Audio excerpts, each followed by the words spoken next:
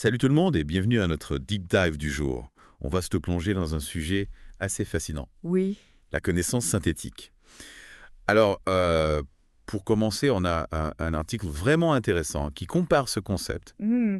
à des changements révolutionnaires comme l'électricité ou le pétrole. Ah oui, c'est une comparaison audacieuse. Oui, carrément. Mais en y réfléchissant, ça a du sens, vous savez, imaginez notre monde sans électricité. Impossible. Exactement, Plus de plus fun. d'Internet, plus de smartphones. Plus de lumière le soir.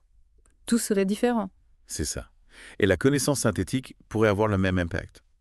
On parle d'un accès instantané à une quantité phénoménale d'informations.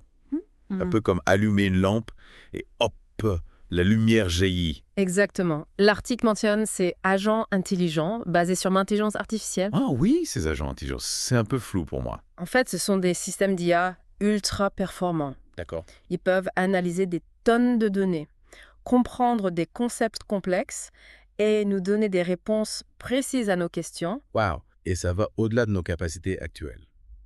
Largement. Même figurez-vous que... Dans le domaine de la santé. Oui, la santé, c'est crucial. Absolument, ces agents pourraient révolutionner les diagnostics. Plus rapides, plus précis. Exactement. Fini les semaines d'attente pour un rendez-vous spécialisé.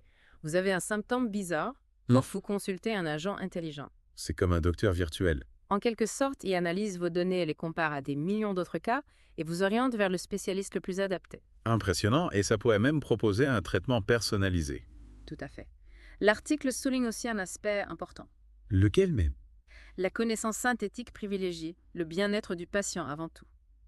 Pas les profits des entreprises pharmaceutiques. Exactement, ça change la donne. C'est clair. Et ça ne se limite pas à la santé, si j'ai bien compris. On parle d'une révolution dans tous les secteurs. Oui, l'éducation, la finance, la recherche, tout est concerné. Une nouvelle ère pour l'humanité en somme. C'est bien ça. Mais tout ça repose sur quoi concrètement? Eh bien, l'article met en avant l'importance des processeurs et des centres de données. Ah oui, les fameux GPU, CPU, tout ça. Exactement, ce sont les piliers de cette révolution. Donc si on veut investir là-dedans, ça pourrait être une bonne idée, une opportunité à saisir. Mais attention, l'article nous met aussi en garde contre certains risques. Oui, bien sûr, toute révolution technologique a ses revers. La concentration du pouvoir entre les mains de quelques entreprises, par exemple, ou encore la création de biais algorithmiques qui pourraient discriminer certaines populations. Exactement, il faut être vigilant. C'est une responsabilité collective en fin de compte. Alors face à cette révolution de la connaissance synthétique, quel est notre rôle?